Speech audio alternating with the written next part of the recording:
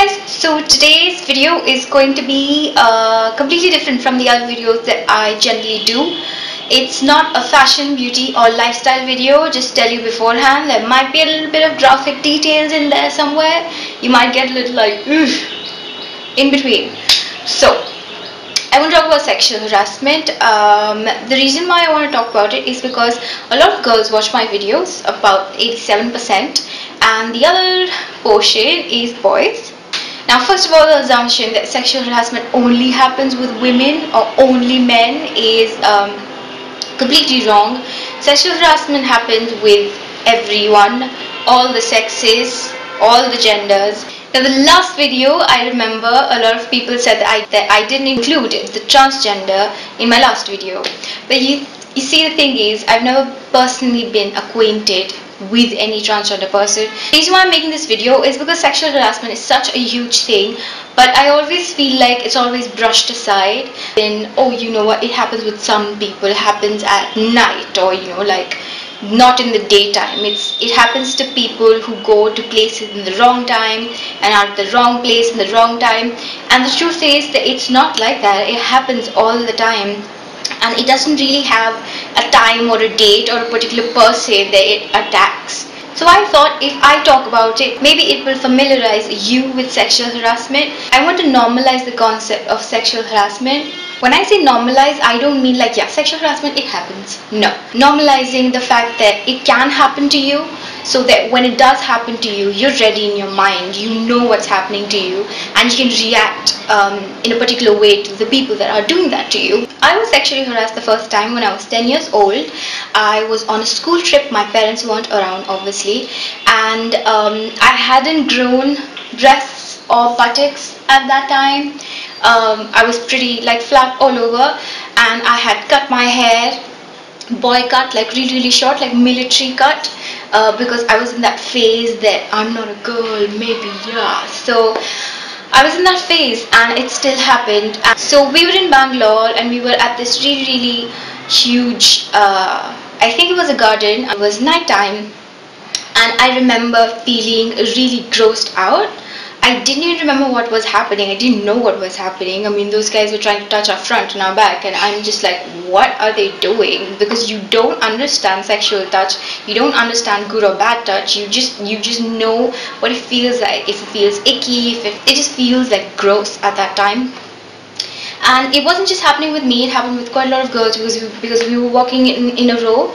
I was in a girls' school, so there were only girls.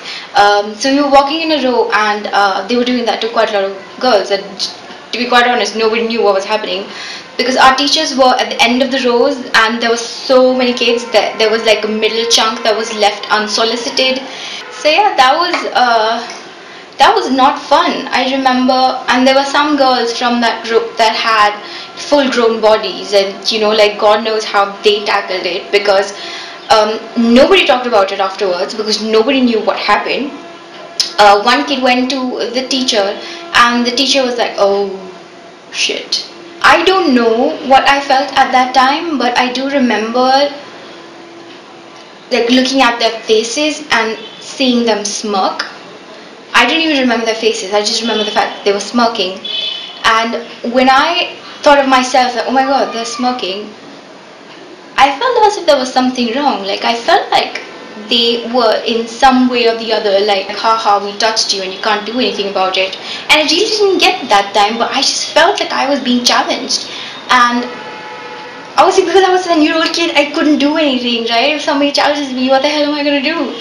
And I didn't do anything. I came back, I didn't tell my parents, because I was like, that's so weird. I'm pretty sure that doesn't happen with anyone. Like, what are you going to tell your parents? Hi, I'm 10-year-old and I just got sexually harassed, when you don't even know what sexually harassed really means. And for you, there's only one thing that could happen, and that's like rape, and obviously that didn't happen. And it was just really weird. The repercussions of that was that I stopped trusting men. I got really uncomfortable with boys being around, boys, men, anybody, any man which was not from my family. I got very uncomfortable when they were around. I felt like they were going to do something, and I didn't know what they would do. I was just really scared around them. And then the second time I was sexually harassed that I remember, is obviously slowly I started growing, like female parts. Like I had my breasts in place, I had my butt in place, and there's nothing wrong with saying breast and butt. It's human, okay? So everything was in place, and when I was 15 years old, I had joined this tuition for 10th grade.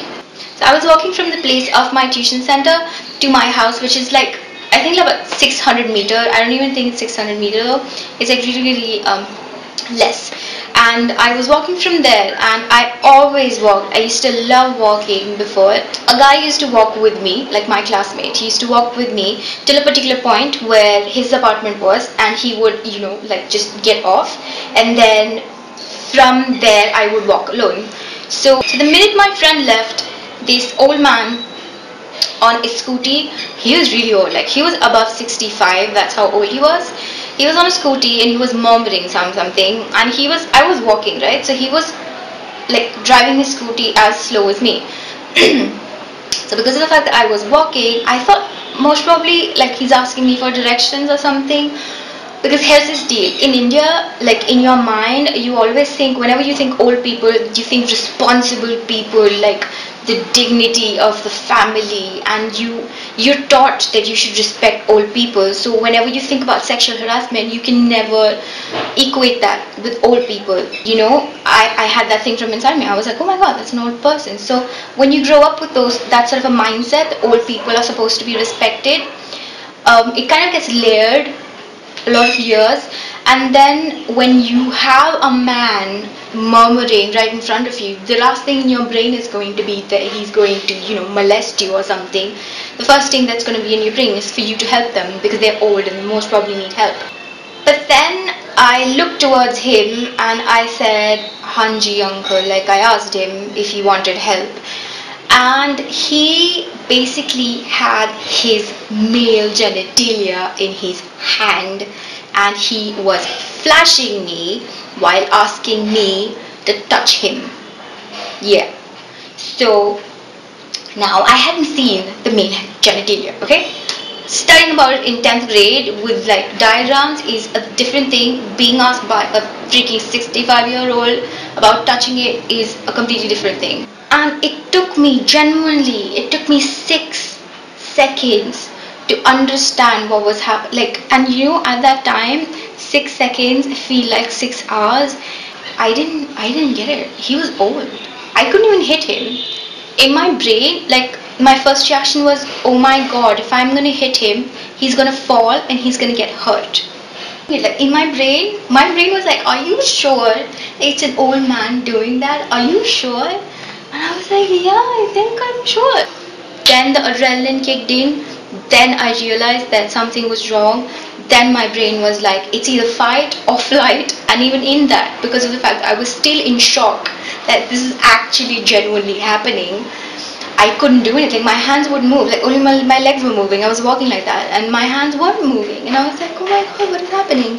And the only thing that I could say to him was that go away or I'm gonna call the police. It took me 3 times to actually say it loud enough. I said it once like, go away, I'm gonna call the police. Then he kept on saying it. He kept on saying touch me or whatever, all of that shiz in my ear. And I think if he wouldn't have said that, I wouldn't even have said anything. I would just like run away. Just saying that, like touch me or whatever. He kept on saying other shiz as well. And I was like, by the third time I was saying it to him, I was like, fudge, I know what I'm doing. I screamed it out. Like I screamed it out at him. And he just drove off. And I couldn't even, I didn't even get his scooty number. I mean, because of your adrenaline rush, your eyesight, it kind of washes out. You can only see things that are really, really close by. I was feeling disgusted. I walked home. I didn't know what to say. I went straight to the bathroom. So my mom realized there was something wrong. And she kept on knocking on the bathroom, like, what the hell happened? And then I came out, I told my mom, and you see, my mother is such a smart person, okay? So I told my mom that that's what happened, and she started laughing hysterically. And because I was in shock, I told it to her like with a straight face, and my mom realized the fact that, I was in shock. And because she told me afterwards that she had dealt with this sort of thing with a cousin of mine, she knew how to deal with it. did something to kind of like invigorate me so that I would get out from the shock. So because of the fact that my mother started laughing hysterically, I got so pissed. I started screaming at her, and then she was like, okay, now tell me what happened. Then I told her, and you see, I was really confused because that man didn't touch me. That man didn't physically, like touch me, and he was standing right there. And the only thing that I felt, like weirded out was because he was showing me his male genitalia. Really awkward with men. If they were like standing this close, I would be like, ugh. It took me a while to get out of it. Like really, it took me a really long time. Just like talking about it gives me that throat thing that you're gonna start crying. But it's not a huge thing, whatever. I'm still alive, right? College was a bit eye-opening for me because I realized that dudes are not that bad. Because I was surrounded by quite intellectual sort of dudes as well. So develop was my sort of strength to call it out. There's been quite a lot of times on bus stands when I do feel that somebody might attack a girl, or you can tell by the demeanor that they're about to like target a girl, or they're gonna touch her or just like brush aside or whatever. And whenever I realized it, I always made sure to go close to that girl, or just like hold her hand and like place her somewhere else where they can't do that, and then I would stare at them, just like signifying the fact that I know what they're trying to do. I'm grown up now, and I realize if somebody is touching you wrong, you're supposed to raise an alarm. I know that now. If anybody tries to act fresh with me, I know what to do. But there's still certain times where you're alone, where you're in an auto, or where you're in a bus, or in a metro, or anywhere, and you generally feel like you are in a lot of danger. When you feel uncomfortable, don't think twice before raising alarm. If you feel uncomfortable, it could be your cousin, it could be a man that's old enough to be a grandfather, it could be an 80-year-old man, it could be a 90-year-old man. Whenever you feel uncomfortable, you raise an alarm. The most important thing is you tell someone, you talk to someone. It could be a friend, it could be a family, it could be anyone. If they're doing that to you, chances are they will do that to somebody else as well. So if you take it, not only are you taking it for your own self, most probably going to do that to somebody else as well. So if you can muster enough courage to say stuff out loud, it would be really, really nice for you as well as your self-confidence. If somebody else attacks you, it's their problem, not yours. And remember that I love you. That's it. Bye. Do subscribe to my channel for new videos every Tuesday, Thursday and Saturday. Subscribe to my channel by clicking on the subscribe button. You can also view 2 of my previous videos by clicking on them.